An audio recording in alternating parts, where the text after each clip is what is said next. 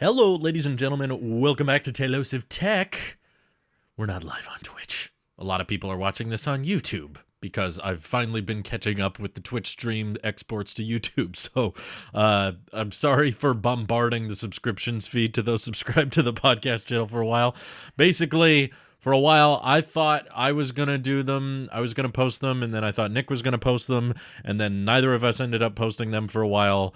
But basically, we're on top of it now. We're taking care of it. So scheduled up all the Twitch streams to be on YouTube. So, of course, you can watch all these video or audio. They're on podcast app, so you can listen to these via audio on Apple Podcasts or on Spotify if you want to use less data, or if you want a YouTube video playing or you don't want ads and you have YouTube Premium, you can watch these things on YouTube. But yeah, we are live on Twitch for 60, 70 people or whatever. We've got less than a week till the next Apple event, and I have another tech video about all of the Apple events this year coming out later today, so you can stay tuned for that. But something that I figured didn't quite need a tech video just yet was all of these crazy iPhone 13 leaked renders, I guess, as we're getting closer to May. It's not May yet, but for those who don't know the significance, May is typically when Apple begins mass producing iPhones for the year. So that's typically when a design has been finalized. That's when leaks probably get a tad more accurate and things can be a bit more believable. Maybe with the exception of last year, because everything was late, mass production was postponed quite a bit. So that's why probably May of 2020 leaks were not that accurate. But in prior years, that's typically when you would start to see somewhat close to final designs. Little tweaks here and there would be a little inaccurate. But as of lately, we've been seeing iPhone 13 Pro and base model iPhones with different camera designs on the back, which is kind of interesting because I'm starting to get the feeling that Apple will just mix up camera designs so that you can easily tell which iPhone is the newer one, because I can't think of many actual manufacturing benefits of this base iPhone 13 design that's been floating around. Essentially, since the iPhone 11, you've had kind of the stoplight approach, right, of the ultra wide and the regular lens kind of on top of each other, right, just up and down, similar to the iPhone 10, except now the lenses themselves have been separated. But now with the iPhone 13 and potentially 13 mini, the lenses seem to be going a diagonal approach. So you have one lens in the corner of the iPhone and then the other one diagonally right beneath it, which is very odd looking at first, but I'm sure everybody's going to get used to it. Like every camera design every year, people think it looks bizarre, people think it looks weird, or that looks crazy and that looks stupid, and then Apple does it and we all get used to it, and then no one bats an eye at it anymore. I remember everyone talking about how crazy the iPhone 11 Pro camera design looked, including myself. I thought it looked pretty crazy at first when I saw OnLeaks was tweeting renders. Remember when OnLeaks was tweeting out leaks and stuff for iPhones? I guess he gave up on that, but yeah.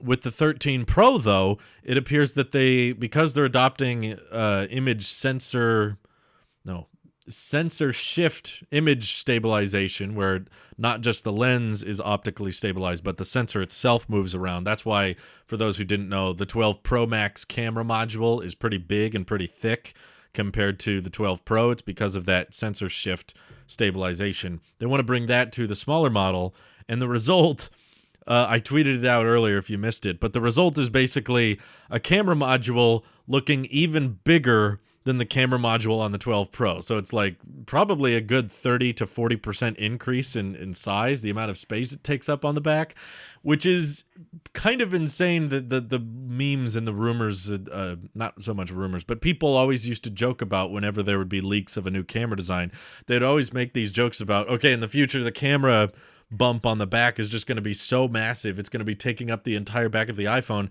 It feels like it's actually happening. It feels like those memes are coming true. It is a comically large camera module on the back. And I think the other reason Apple does this is because they were like, we're reusing the chassis of the iPhone 12 on the iPhone 13. So it's still going to be squared off, and it's still going to be a 6.1 inch and 6.7 inch screen size.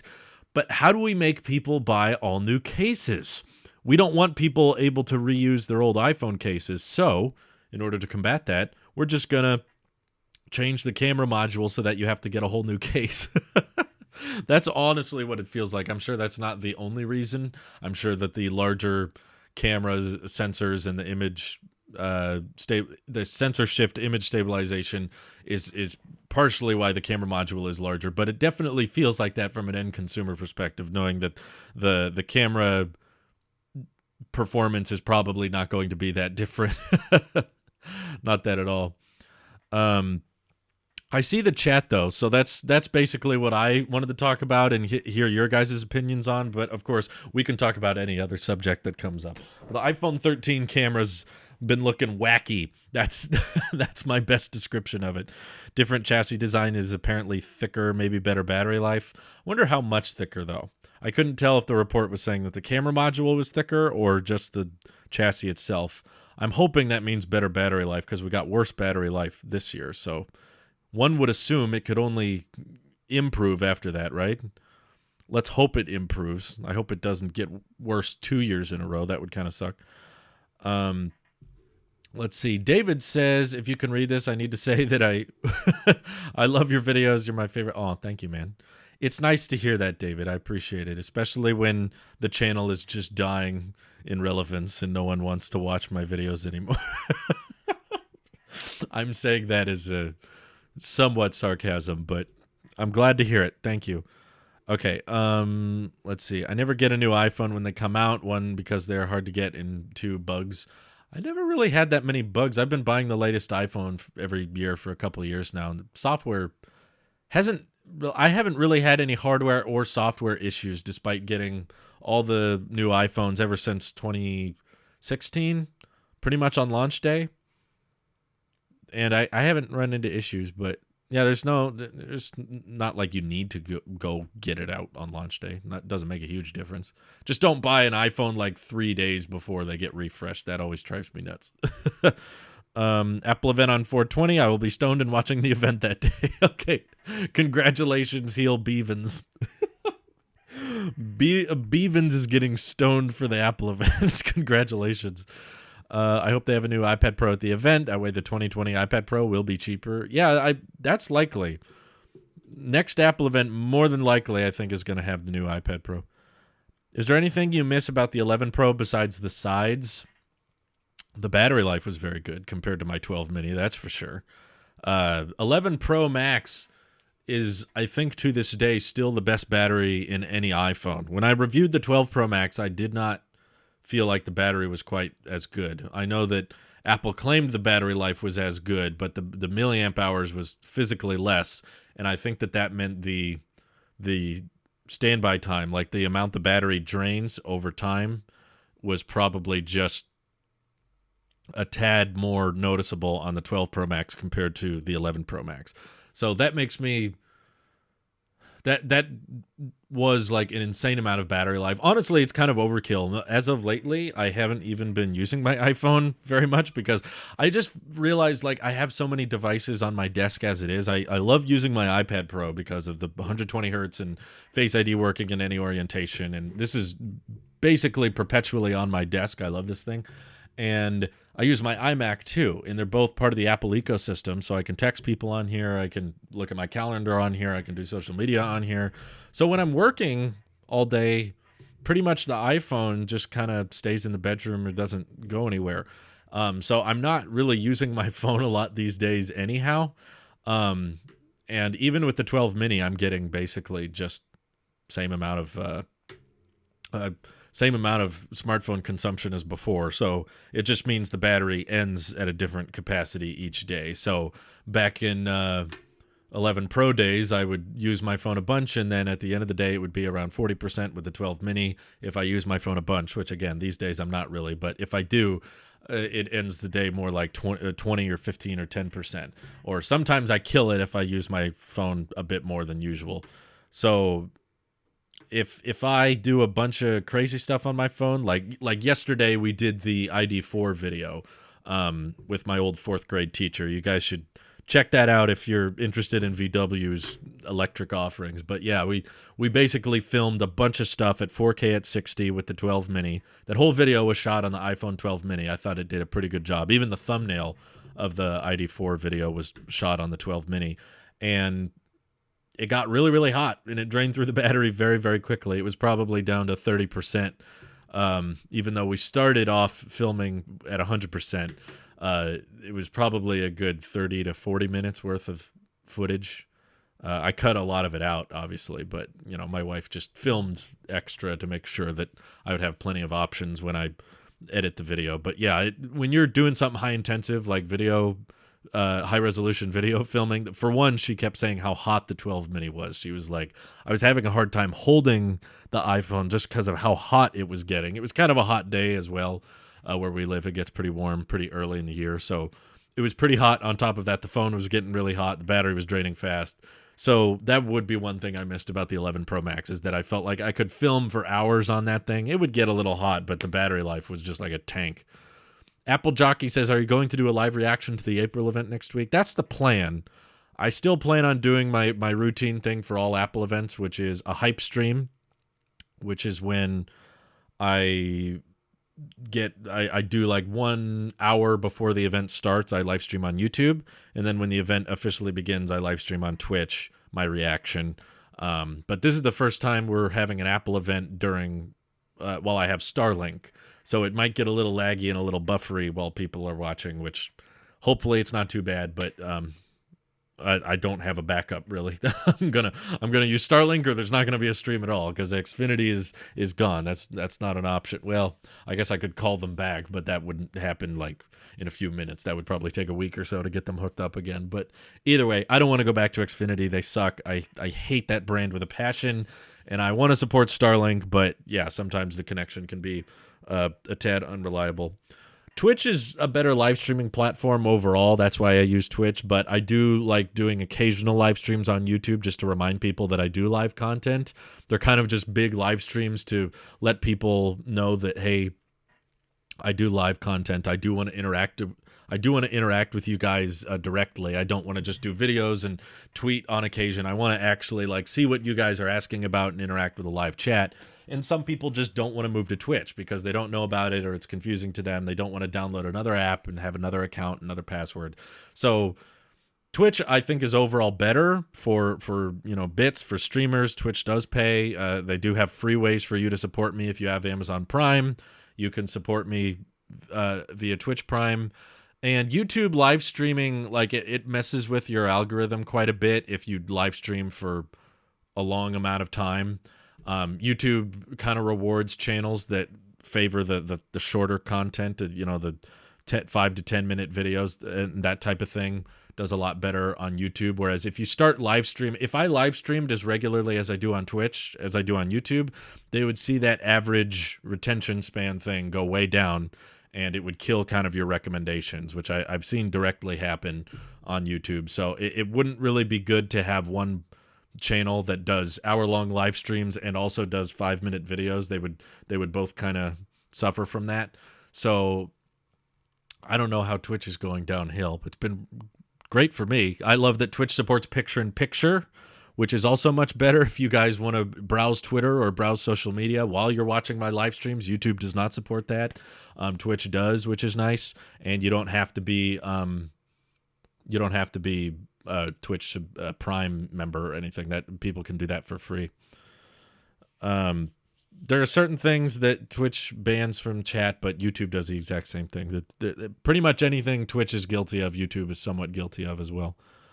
How come you don't just stay live streaming on YouTube? I imagine it fragments your viewership when you switch between Twitch. Not really. Most people that want to come over do move over, but if you keep streaming on YouTube for hours and hours and hours, it kills your average retention span, which is how YouTube bases how they recommend your videos. So essentially, if they see that your percentage of average retention for a live stream is really low, they're less inclined to recommend your YouTube videos. So that's why, Twitch doesn't do that. Twitch supports picture-in-picture. That way, yeah, like DJ says, you can be on Discord and be playing the Twitch stream in the background at the same time. YouTube doesn't support picture-in-picture on iOS or iPadOS. None of them. So I love Twitch for that reason alone. But also, if you have Amazon Prime, you can link it to your Twitch account and support me with Twitch Prime for free. Cost you nothing. And also, I just think it's good to be diversified and be somewhat present on multiple platforms. Maybe not every platform. Some people try really hard to make sure that, like, any type of platform, I got to be active on TikTok, I got to be active on Instagram, I got to be active on Reddit. I'm not really super prioritizing every single platform to be active on, just the ones that I kind of find interesting. But Twitch is one that is monetizable. So even if you just watch my Twitch streams and you don't donate and you don't Twitch Prime, you don't do anything, you're still supporting me because I do get ad revenue from Twitch. And YouTube is not super ironed out either. So if YouTube had a apocalypse moment again, or they just decided, you know what, we've decided if your channel is this small, we don't feel like paying you anymore. Legally, there's nothing stopping them from doing that. If they decide that they don't want to pay Tailosive Tech anymore, they can do that. So to have backups and to be on other platforms that can potentially make you money and that you can upload content to for free and they'll host your content for free and people can watch them and you get reimbursed by that, I think that's a very good idea, which is why I don't want to abandon Twitch and I want to be active on Twitch so that people can understand that, you know, I'm not putting all my eggs in one basket just on YouTube, although that's where a lot of the eggs are right now, to be fair. But yeah, I still plan on doing a hype stream on YouTube and then a reaction stream on Twitch. I do remember IGTV. That's still a thing. It still exists. YouTube Premium had it. You became a member to a channel. I thought they used to, but they don't anymore. I thought for a while YouTube Premium allowed people to super chat for free for once a month or something. You could donate $2 to a streamer once a month, but I think they took that away. I haven't seen it in a while. Oh well.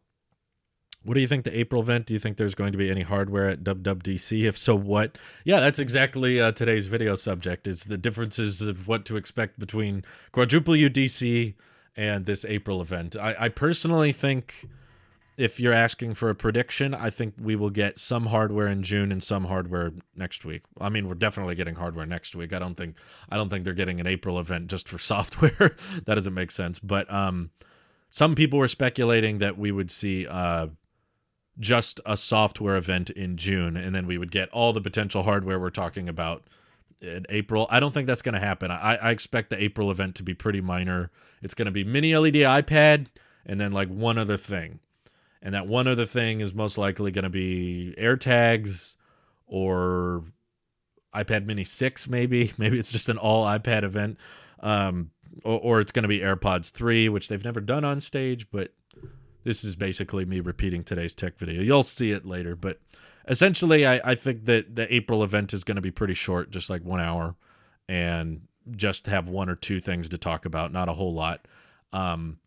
But then we'll get Apple Silicon Macs in June.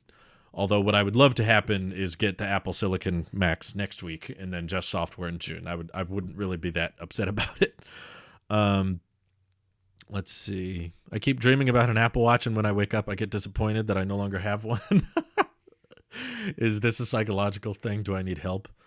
You're not the only one. I used to have dreams about Apple products all the time. In fact, sometimes I still do. Usually I have dreams about breaking my products. Like I break my iPhone or I break my iPad, and then I wake up and it's okay. But yes, do seek help. It's terrible. You're not the only one, but it is a problem. Let's see. If the iMac redesign just has an M1 and not an M1X or new graphics card, will you be disappointed? Or is the M1 along with the redesign enough for you? I would be pretty disappointed because the M1 is not faster than my iMac Pro in every way. It is faster in some, but the one department where it is slower than my iMac Pro from 2017, still Intel Xeon. It's an 8-core CPU, but when I compared it to my M1 MacBook Air, I could still export videos faster on the iMac Pro, which is not a shocker considering, you know, it was $6,000 and the MacBook Air was $1,000. So it's still amazing that the M1 chip can hold up and be pretty close to my iMac Pro in terms of performance. But if I am going to be buying a new iMac this year and it's going to export videos slower than my last iMac, yeah, that might be a deal breaker, honestly. I'd have a very hard time justifying it if my workflow was slowed down, by upgrading to Apple Silicon. That would be somewhat frustrating, even if it was a really great design. I'm very excited to see an updated iMac design, but yeah, that for me that would be somewhat of a deal breaker. I don't see that happening though. I can almost guarantee that whatever iMac redesign is coming this year with Apple Silicon, it's got to be faster than the M1, and it's definitely got to be faster than my iMac Pro for sure. Let's see. Do you think people are overthinking spring loaded to yeah, to mean there's a lot of stuff? Yeah, I people, whenever you say overthink, yes, in the tech community we overthink everything for sure. No, Starlink. It's coming back. Give it a second. There we go. Sorry. I know I froze up. Let's see. How do you feel about the predictions that the iMac coming soon with colors will be an iMac Air? I didn't see anyone saying iMac Air. And the ones at the end of the year being the revamped iMac Pro.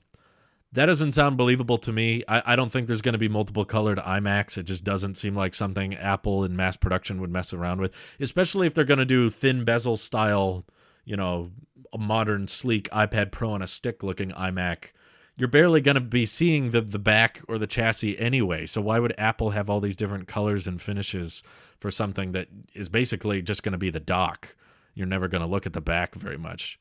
So yeah, I don't really understand why there would be multiple colors. So I'm guessing that won't happen, but we'll see.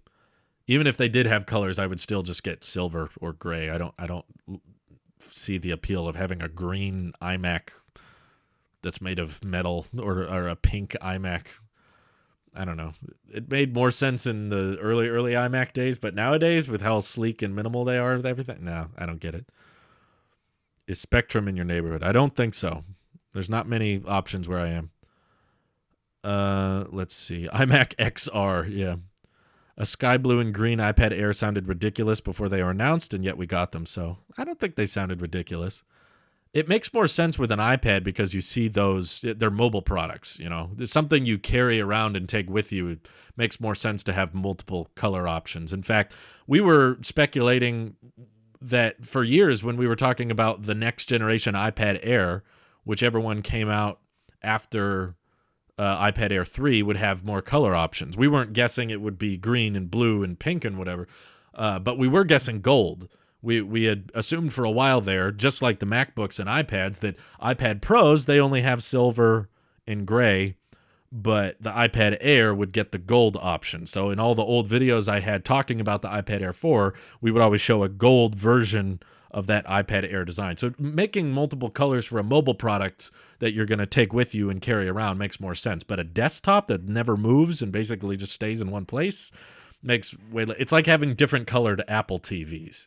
It doesn't make a lot of sense to me. There's only one color of the Mac Pro as well. It's stationary. It's a desktop.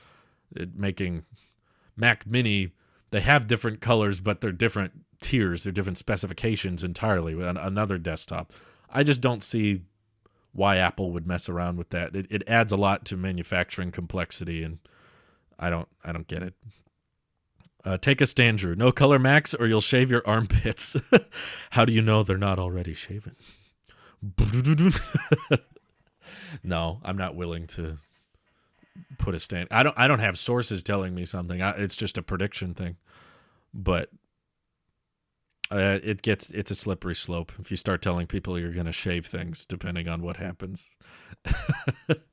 Then people start asking you to do that for everything. Let's see. How do you feel?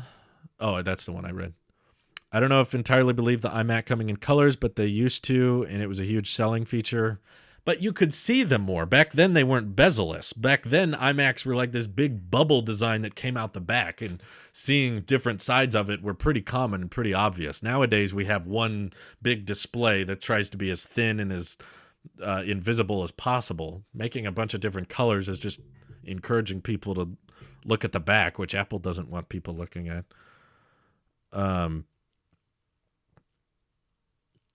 I don't know if I would use the word it would surprise me, but to me it seems like overly complicating mass production, because That's what it does. If you want to have 5 to 6 different colors, and iMacs already have like different storage tiers and that kind of thing. If you want to have different amounts of RAM, I want the 16 gigs of RAM, I want the 8 gig of RAM. You know, having all these different tiers is already pretty complicated. And then if you add to that, now there's 5 different colors for each of these different tiers. It really, really complicates mass production for, in my opinion, no real reason, given it's a stationary product. Do you enjoy making videos for us? Do you like your job? I do. I think I've liked it too much in the past. In fact, more recently, I've been trying to scale back. There were times in my life not too long ago, just a few weeks ago, that I felt like pretty much my job and working was my top priority in life. It felt like that was coming before everything else. Just because I enjoyed making tech videos and I enjoyed interacting with the community and I enjoyed speculation. That's probably what most of my job is speculating on what's going to happen. And I like talking about the latest generation stuff. I've never had that much interest in older tech or talking about different chapters in Apple's history way back when. I don't know. It's somewhat interesting, but for the most part, I'm more interested in like what's coming out now, what's coming out next week, what's the next thing, what's going to happen next. I always found that more interesting, and having a huge community of people I can interact with and talk about that with is really fun, and it kind of probably perpetuates my materialistic mindset a little too much, to the point that I felt like I was prioritizing work a little too much, and it was harming my mental health and getting to the point where I wasn't thinking about anything else throughout the day. And it's been actually pretty challenging as a full-time creator, being able to turn off this Apple sheep switch or this Tesla fanboy switch, because I get really into it when I'm filming videos and tech videos and speculating and that kind of stuff. But it actually becomes pretty difficult when work stops and I leave the office and I turn everything off and I go into another room to stop thinking about all those things and start thinking about life and start prioritizing my wife and yard work and working on things around the house and prioritizing my family and keeping in touch with loved ones and, you know, people who don't care about technology or the latest and greatest stuff. It's been tricky to balance that. And I'm trying to do better by scaling back how much time I spend working, which I don't feel like I was spending much time working anyway, but it was still occupying a huge portion of my mind every day. So I've been trying to reel it in a bit and focus more on, you know, spiritual growth in the morning and self-reflection, meditation, and that kind of thing. And make sure that the first thing I do in the morning is not just grab my phone and check the news, but with my profession and with how my job operates, it's kind of hard to avoid. That's somewhat a lot of what I do, is just make sure I'm up to date with whatever's happening in the latest and greatest. It's tricky, but I'm trying to get better. I think I'm making progress because, like, I feel like your personal life and your mental health and your loved ones should be top priority, and work should be below that. And for a long time, for many, many months, possibly years, I think I had it flipped. I think I was prioritizing work and my job over mental health and my biological health, and also just people in your life you care about. It's been tricky. So Apple's been getting lots of my money this year, still on my iPhone XS and iPad Pro 2017 and Apple Watch Series 4. Lots of money. You're still on. How are they getting your money? Are you buying all those things this year? Yeah, they get a lot of our money. That's common in this community, I think. Would like to see a streaming stick version of the Apple TV 4K. I've been saying that for so long now. It's honestly like shocking to me that they still haven't come up with something more affordable or smarter with the Apple TV that's cheaper. Like, the rest of the industry has moved on so well. Everybody else has moved on to streaming sticks and more affordable stuff. Like, how have they not come to that point yet? They've literally done nothing with the Apple TV for almost 4 years now. They basically, and before that, it wasn't even that much of a change. It was like tvOS with the Siri remote for 2015, and then like 2 years later, they did a 4K version that was basically the same. And then since then, almost nothing. I've done like nothing with it. It kills me. Have you seen the regular iPhone 13 diagonal camera orientation? I think it's very believable. Otherwise, than The 12 and 13 will look identical. Yeah, that's what the beginning of this stream was all about, was the camera module. But yeah, I think it's very believable too. I do think Apple might be thinking of ways. Maybe there's some mass production issue. I mean, not issue, but mass production efficiency that's gained with the diagonal layout. I don't know. I don't memorize the insides of the iPhone design very closely as other people in the YouTube space do, where they know exactly how the cameras and battery and chip, and I have a rough idea how they're laid out, but not very closely. But maybe by placing the two cameras diagonally in that camera module, they're able to space themselves out more efficiently, or that allows for a better microphone, or maybe it helps in some way, shape, or form. I don't know. But yeah, I do think that it would probably help people differentiate, oh, is that an iPhone 13 or is that an iPhone 12 or whatever it ends up being called. I say 13 because that's easier to say than 12S for the most part.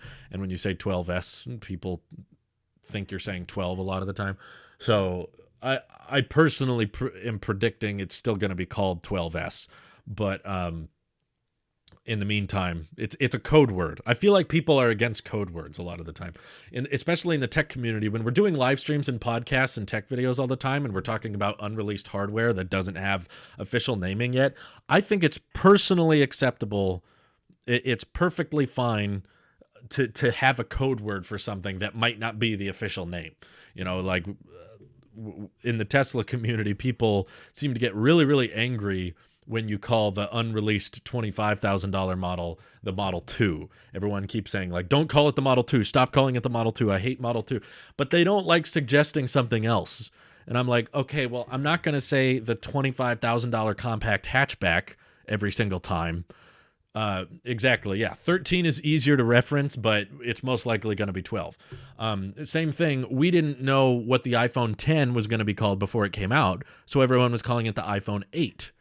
And we didn't know for sure it was going to be called iPhone 8. No one was considering it like iPhone 8 name confirmed. We were just like, it could be iPhone edition. It could be iPhone X. It could be iPhone decade edition. There were all kinds of crazy names floating around, but we didn't know what to officially call it. I remember when the iPhone 10 name actually started leaking, there were a bunch of YouTubers and content creators calling it iPhone X because they didn't realize that the X was meant to be a Roman numeral and was meant to be said as 10. So there were a bunch of people out there calling it iPhone X, even though that's not what it ended up being. So until Apple officially unveiled it on stage and said the words iPhone 10, we didn't know. So we just ran with iPhone 8. That was basically the code word. And it makes me wonder if AirTags was a code word for just Find My network compatible devices. I've seen a lot of people floating that idea around of like, yeah, AirTags would show up in iOS code. It would be referenced. It would show up as a leak. But the reality is AirTag might have never been a product itself that Apple planned on shipping. It was just a code word for future devices that would attach to backpacks and keychains and that kind of thing. So yeah, iPhone 13 is the code name, essentially, even though 12S is probably what it'll end up being called. I'd be pretty surprised if they end up going with 13. But, oh man. Mason Reckin, I don't know how to say your name, says, do you read your Twitter DMs or should we be emailing you or something? My company tweeted at you and we haven't heard back from you yet. The trick is there is a lot of companies trying to reach out simultaneously, but the general message I will try to send to you as you're tuning into the Twitch stream is basically that I don't do brand deals. I don't do sponsorships. And there's not that many products I have much interest in sending to me anymore because I don't have a PO box. I used to, but I wasn't getting enough use out of it for it to be worth it. So if I haven't responded or I haven't gotten back to you, it's most likely because I am not interested in doing a brand deal because I don't do those, or the product that you're wanting me to review or something is not a product that I typically would review. Most of my channel is not reviewing a bunch of hardware.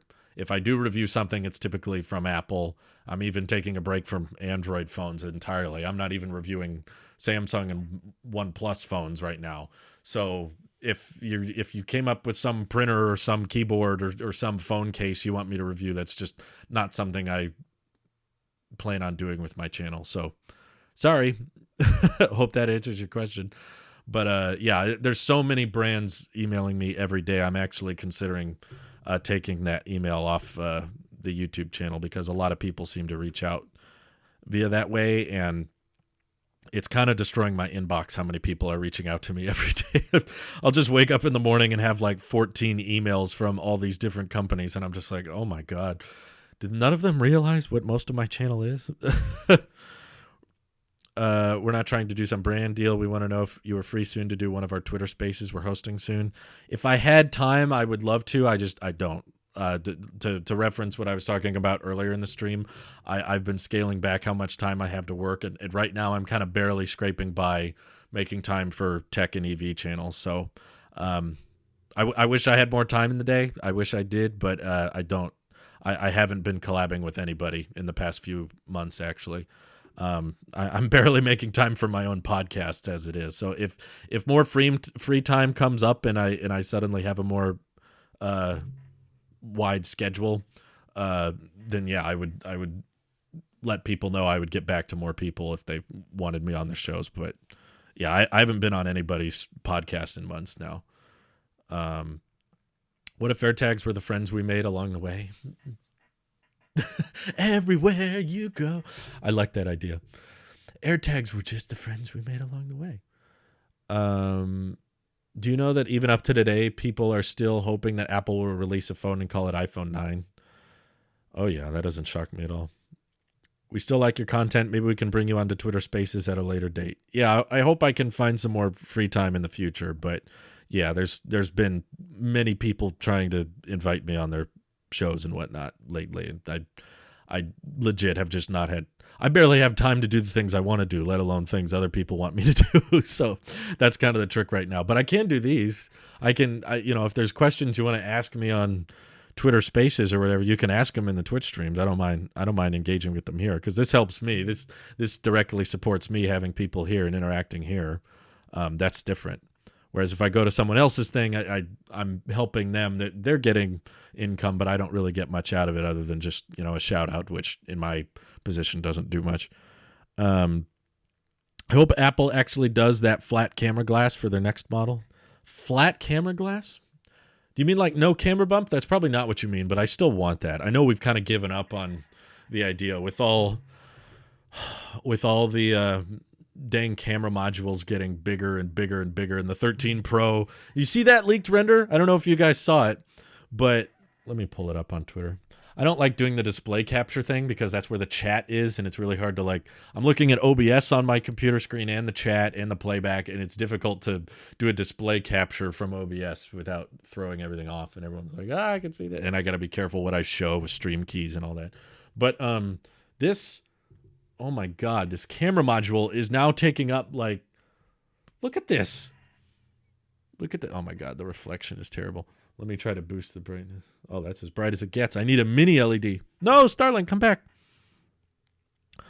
Sorry, Starlink's lost. Give it a second. I'll wait.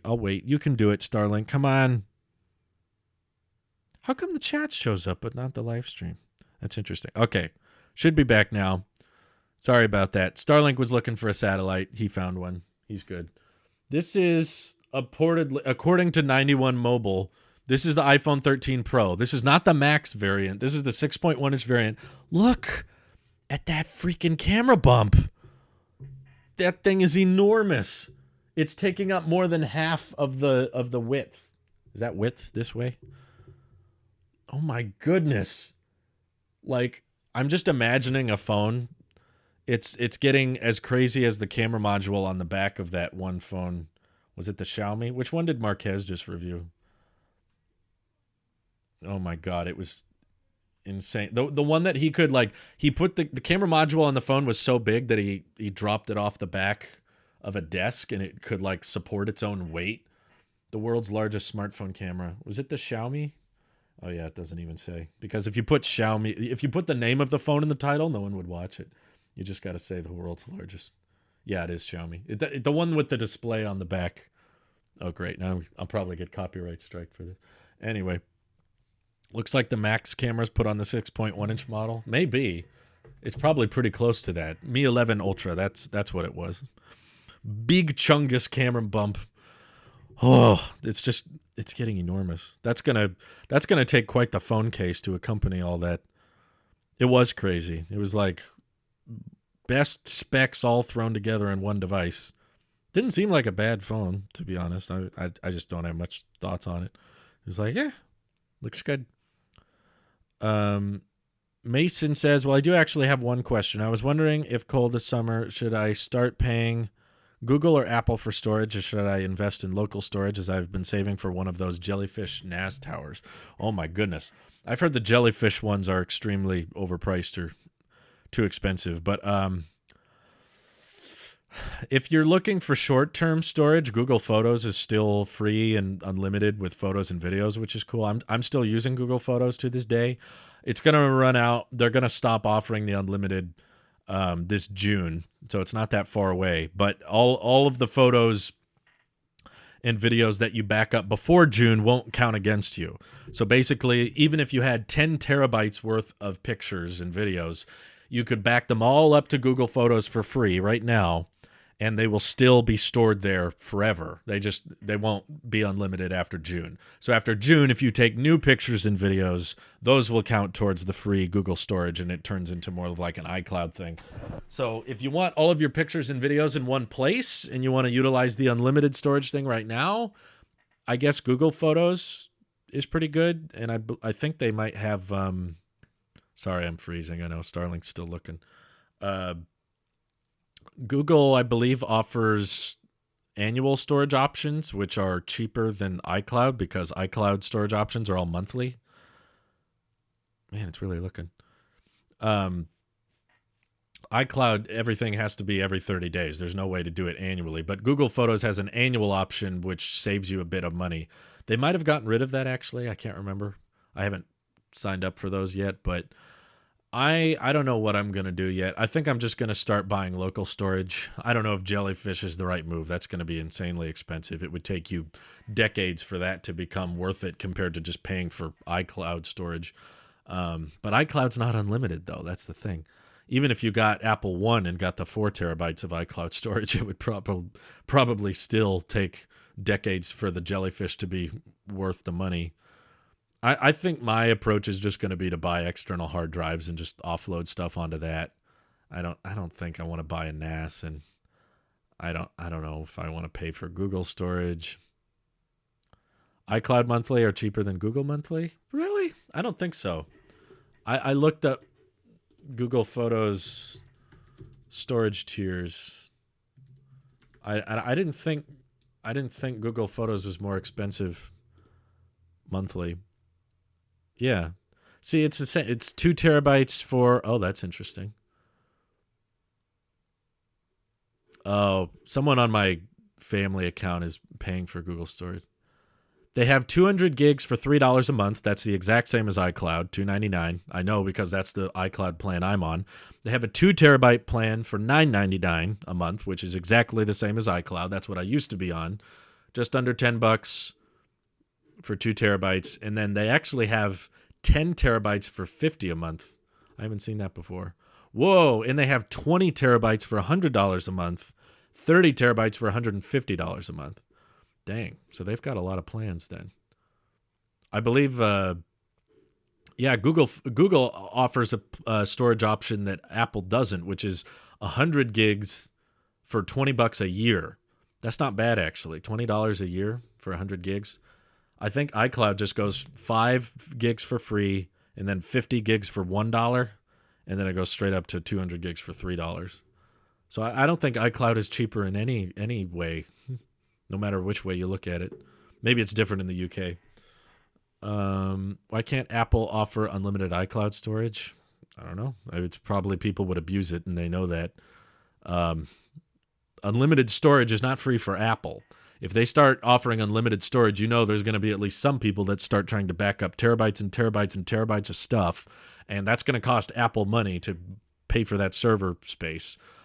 So they have to find some kind of middle ground there where it's like, okay, some people aren't going to utilize as much storage as others, and that one-time fee is going to offset them. I mean, Google is not even offering unlimited storage, and they're Google. They have like crap ton of server space. So 30 terabytes, that's not unlimited. It is a lot, but 30 terabytes is quite a bit of data, and that's $150 a month. So if you were to say unlimited, as in you could potentially store more than 30 terabytes, it'd probably have to be more than that. And I doubt anyone would really be willing to sign up for that. Does Apple have their own server? I believe they use other companies' servers, but they might have a few of their own servers as well. Yeah, Linus did that. He was backing up petabytes to Google. I don't know about Drive. I think it was Google Photos because those were unlimited. Let's see. Check a Lassie RAID. It connects right to your Mac. These words. Snugology is a better buy. Okay, I believe you. I just find the names hilarious. Try MyCloud. I've looked up a bunch of different cloud services. They all kind of offer the same stuff for the same price.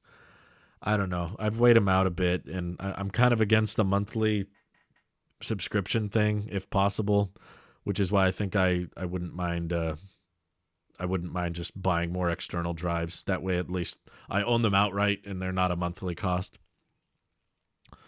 Do you think there will be an M1X or whatever Space Gray Mac Mini? I don't think that'll happen because I don't think Mac Minis will get updated very regularly.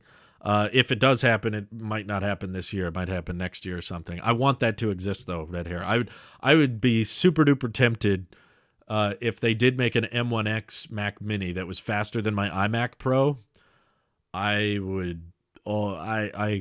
think I would buy that, actually. I mean, even if the iMac was really cool and stuff, I have a great external monitor I'm not using right now, the BenQ, the 4K one.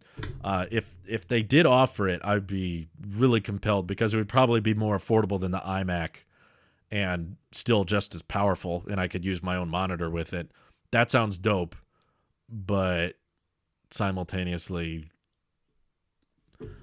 they don't update the Mac Minis very often. Like, they went from 2014 to 2018 to 2020, and I don't see them doing another spec boost for the Mac Mini that soon. So it's a shame, but yeah, I don't think it'll happen. Let's see. MyCloud is a hard drive you can connect to the internet with a good IC interface. Oh yeah, I have seen the MyClouds. I think I have a MyCloud, or I had one at some point growing up. I might do something like that, but I don't really get the point of it being connected. I guess you can access the files from your phone, but I don't know. They probably cost a bit more. Apple is wicked. 5 gigabytes of free storage is super little and gets full extremely fast. Yeah, they know that. They're trying to get you on the iCloud thing. That's the point.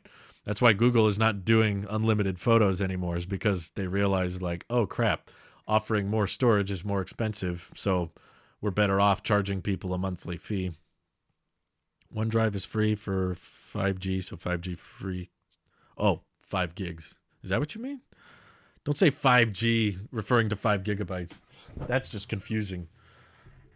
If Apple is renting other people's servers, then we can trust our data is stored on iCloud is safe. Yeah, it's iCloud data is stored in a more encrypted manner, whereas Google data isn't as encrypted. So if the server gets compromised, then it's easier to find the contents on the inside. But honestly, I haven't heard of anybody really having a big security privacy issue through Google Photos. Even though I've heard Google Photos is less secure and less encrypted than iCloud, I've yet to hear anybody say, like, oh, there was a massive Google Photos hack. There was a big Google Photos leak or something, or we found the celebrities' pictures through Google Photos. I haven't heard of that happening, even though I've heard people just say, like, oh yeah, it's not secure, it's not good, it's Google. Google's bad for security. I believe you. I believe that Apple takes larger precautions for security. I just haven't heard of anybody getting targeted by a Google Photos thing.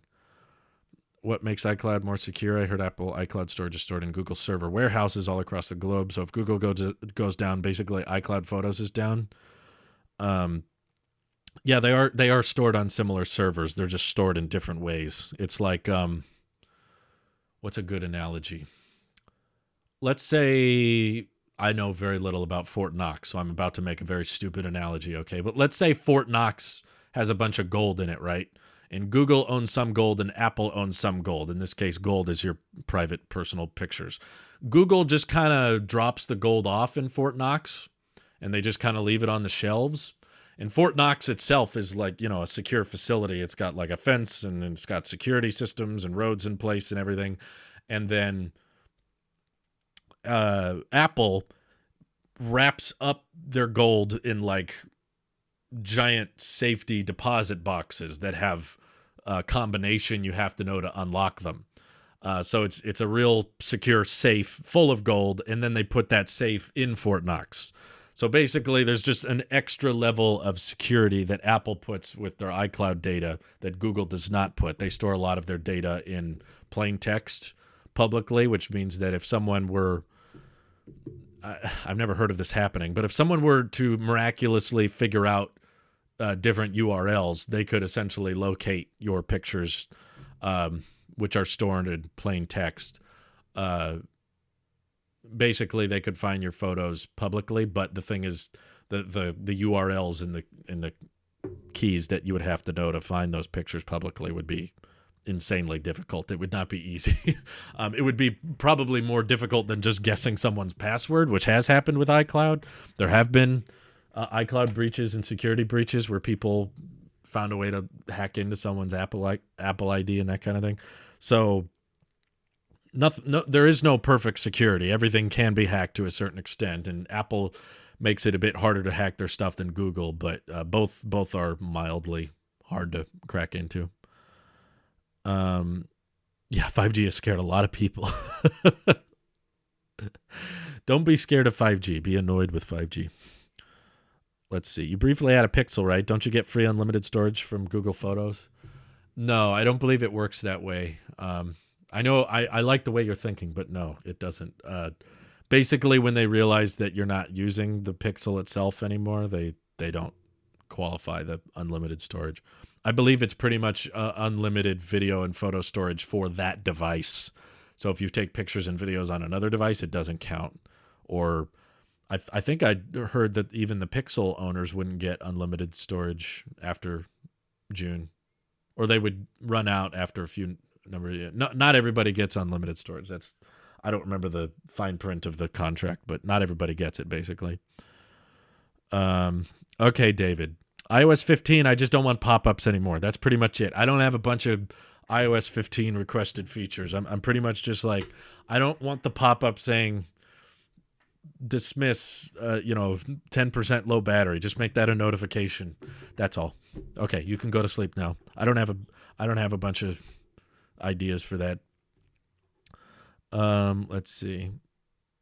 It is not that it is not secure, it is that it is less privacy preserving. Correct. Yeah, that's probably a good way of putting it. Apple just goes a little bit further to protect privacy, but yeah, they both still work.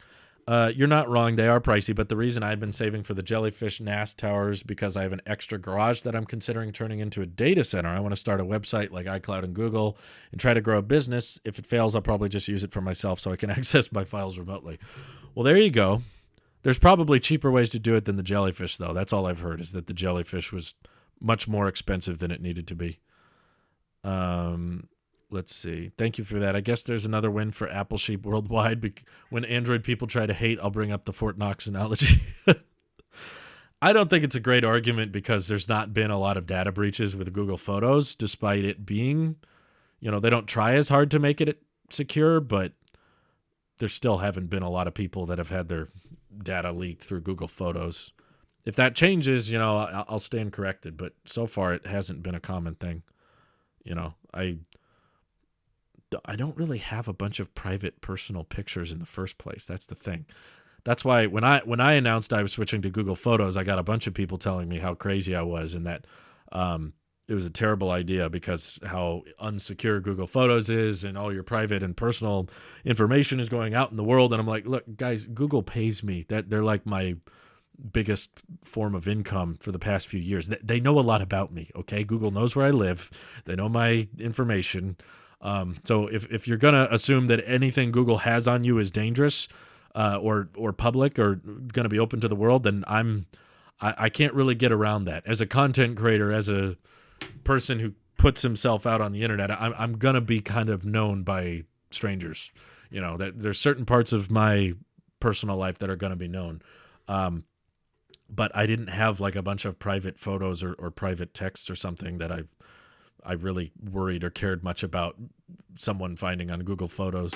I'm not going to just publish I'm not going to just publish all my Google Photos, but basically if someone did hack into my account and look through all my Google Photos, I wouldn't really care. I'd be like, okay, have fun. A lot of pictures of me and my family, a lot of pictures of food. Great. Enjoy it. Thanks. Like I'm trying to think of something someone could blackmail me with, and I can't. I'm kind of an open book in that regard. I mean, pictures of food. Oh no. I guess someone could try to leak where I live, but even if they did, you can flag that type of content for being harassment, and then typically on any platform that would get any type of attention, it would get taken down. Twitter has things built in to prevent that type of thing. So does YouTube. If someone uploads a video trying to expose where someone's address is and that kind of thing, they can be flagged and taken down. And it likely wouldn't get that much attention in the first place. So, should I be deleting Google Photos on my iPhone? I don't think you need to. I wouldn't worry about it. I'm still using it, and I'm kind of a somewhat well-known person globally, so there's probably more targets on my head than the average person, and I haven't run into an issue. If it does, I'll change my mind, but so far I haven't been contacted by someone that's like, hey, I hacked your account, look what I found on you. Like that's not happened. Pictures of food. Someone asked me how I'm doing today. Thank you for asking the personal questions. Those are nice too. I'm doing good, thank you. I feel good. I've got some yard work to do after this, which I'm not particularly looking forward to, but it has to be done. I got some weed eating. Got to cut some grass. But me and my wife been working a bit harder on our yard and our property, cleaning things up and trimming, the hedges, cutting back branches and stuff. We had a burn day last week. We got a bunch of stuff taken care of. So the yard's looking nice. For my own privacy, I won't show you, but it's looking good. My big iOS 15 wish or guess is more iPadOS 15, but I want to see the ability to edit off my SD card like I used to be able to do on a Mac. I would also like iPadOS 15 to be able to read Flash videos, torrent files, and PNG files.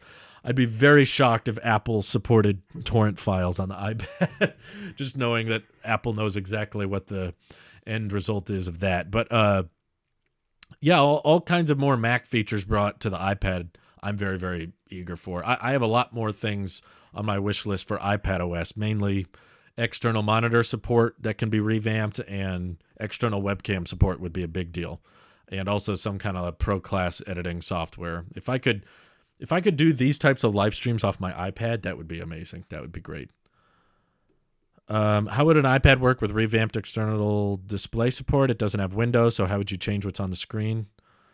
It would be just reformatting the iPadOS. See, when you have a keyboard and trackpad, you don't have to. The reason I consider this a laptop right here is because I do not have to interact with the touchscreen to use this device. I can go all in on just the trackpad and keyboard and do everything on any app I need to. I can move the cursor around right where I need to. So that means if I plug this into an external monitor and it reformatted the aspect ratio, so it still had all these apps and it still had the dock and everything, but now it was on a bigger display. Whoa, I almost dropped it. This thing gets top heavy. I could edit, like if they brought, this is basically my my dream scenario. If they brought Final Cut to the iPad, I could edit on my iPad on the go, and I could still take it off the keyboard case and use it as a touch interface, still with 120 hertz and Face ID and cellular, which the Mac doesn't have. So I could get all the benefits of the iPad plus the benefits of the Mac, and when I want to use a bigger a bigger monitor to edit my videos with, because sometimes it's hard to edit videos on a smaller screen like this, I could plug it into an external monitor, and now I have a full screen app that's on a big screen, and I'm using a keyboard and trackpad to edit the video, and the iPad can be doing something else. So it's playing one app on a big screen, and then I have a home screen that could just be file management. It could just be the Files app and dragging video files into the timeline, and basically, yes, essentially borrow a lot of Mac OS and kind of bring a lot of Mac OS functionality to the iPad, because I love the iPad hardware. Pretty much the only limitation is the software, and that's why I still have a Mac. So yeah, if you can borrow a few Mac features and put them on the iPad, then it kind of makes the Mac unnecessary, which is dope. I would love to get into coding, but I can't because I have no Mac and Apple hasn't brought Xcode to the iPad. I'm hoping iPadOS 15 brings this ability. I'm a bit embarrassed to say this, but I've tried to get into my dream schools but didn't get accepted, so no coding for me and no free temporary MacBook. I'm sorry to hear that, Mason, but don't let that discourage you. There's so much of our future that's just going to be based around what you know and what you've done and what experience you have, and I don't think that going to certain colleges and certain schools is going to be crucial for your success, especially when it comes to software development, because there's all kinds of coding languages and use cases and things that we haven't even discovered yet. So I don't want that to discourage you. You know, I'm a college dropout myself, and I kind of invented my own job that no one really told me was going to be a thing. And that's kind of what colleges are good at, are telling you, here's a job that exists and here's a position you should apply for because we know people in that position. But there's going to be so many different careers most people your age are going to go through throughout their life, and so many things that a college could teach you now that are going to become pointless in another 10 years and that kind of stuff. So yeah, just learn what you can online. I don't think you really need, I'm not even going to recommend you do Skillshare and that kind of thing. You can learn so much from coding just from YouTube and certain websites that'll teach you that kind of thing. And just knowing what questions to ask and where to look, and just with the endless supply of information out there on the internet now, there are benefits to college, and I acknowledge that, but just because you don't get in, don't let that be the reason you don't believe it. Don't believe in yourself. You know, you can do it. You don't need college for that. There's a lot of dropouts that do well. There's a lot of people I know that can be successful without getting into the right college.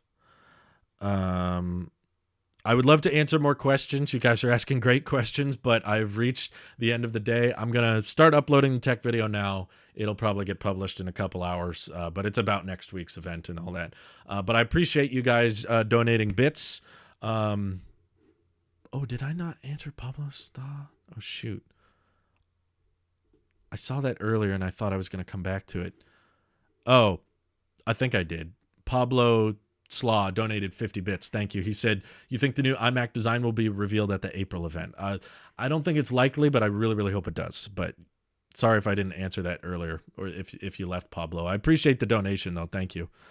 Anywho, thank you all for watching. Hope you have an excellent rest of your day. Take care. Bye-bye.